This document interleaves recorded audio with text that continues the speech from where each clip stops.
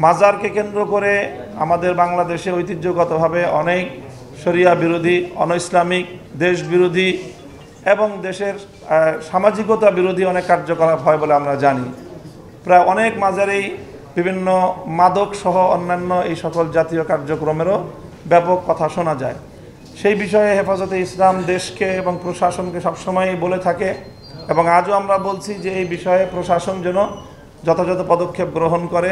সেখানে দেশের শান্তি শৃঙ্খলা বিরোধী, ধর্ম বিরোধী, আইন বিরোধী, অসামাজিক কোনো কার্যকলাপ যেন চলতে না পারে। তবে হেফাজতে ইসলাম নিজের হাতে আইন তুলে নিয়ে এই সকল মাজারে কোনো হামলা পরিচালনা করা অথবা আক্রমণ পরিচালনা করাকে হেফাজতে ইসলাম সমর্থন করে না এবং কেউ করে থাকলে হেফাজতে ইসলাম কোনোভাবেই এটাকে সমর্থনযোগ্য বলে মনে করে না। গোড়াই হেফাজতে ইসলাম সম্পর্কে প্রশ্ন যে হেফাজতের নেতৃবৃন্দ অনেকেই রাজনীতির সাথে সম্পৃক্ত, কিন্তু আমরা বারবার বলছি যে হেফাজতে ইসলাম বাংলাদেশের মধ্যে রাজনৈতিক, অরাজনৈতিক সব ধরনের ব্যক্তিবর্গই এখানে আছেন। হেফাজতের মঞ্চ এটি কোনো রাজনৈতিক মঞ্চ নয়।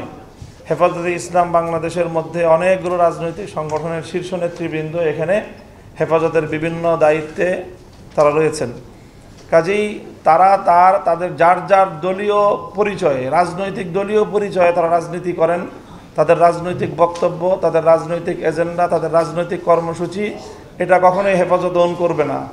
এটা সবাই যার যার দলীয় প্ল্যাটফর্ম থেকে তারা করেন এবং তার দলীয় প্ল্যাটফর্ম এটার জন্য দায়ী বা তার দায় নিবে। হেফাজতে ইসলাম বৃহত্তর অরাজনৈতিক একটা প্ল্যাটফর্ম। কাজেই হেফাজতে ইসলামের কোনো নেতা যদি কোনো রাজনৈতিক তৎপরতার সাথে সম্পৃক্ত হন সেটি তার দলীয় পরিচয় করেন, হেফাজতের পরিচয় করেন।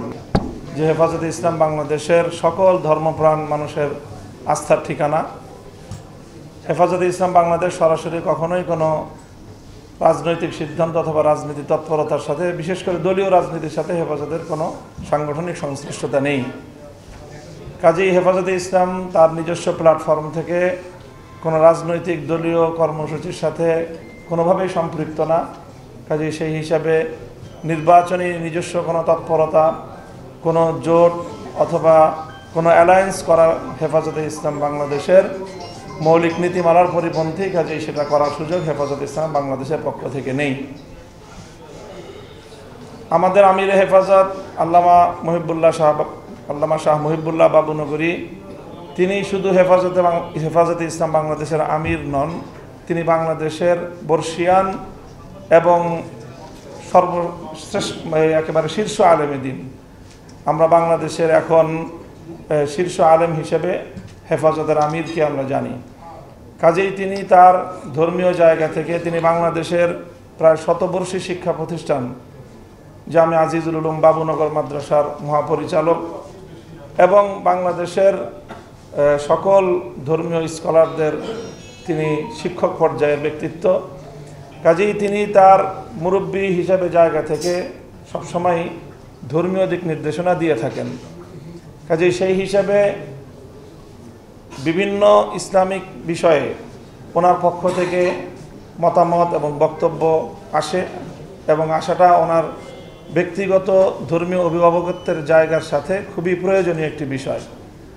কাজেই সেই হিসাবে কোনো ইসলামিক বিষয়ক কোনো বিভ্রান্তি নিরসন অথবা কোনো ভুল মতবাদের খণ্ডন এটি আল্লামা শাহ মুহিবুল্লাহ বাবুনগরীর ব্যক্তিগত এবং সারা দেশের আলেম সমাজের ইসলামের অভিভাবকত্বের জায়গা থেকেই তিনি এই বক্তব্যগুলো দিয়ে থাকেন। কাজেই সেই হিসাবে যেই বিষয়ে প্রশ্ন এসেছে আমরা মনে করি যে এটি আল্লামা মুহিবুল্লাহ বাবুনগরী হাফিজাহুল্লাহ, এটি ওনার সর্বোচ্চ অভিভাবকত্বের জায়গা থেকে ওনার মতামত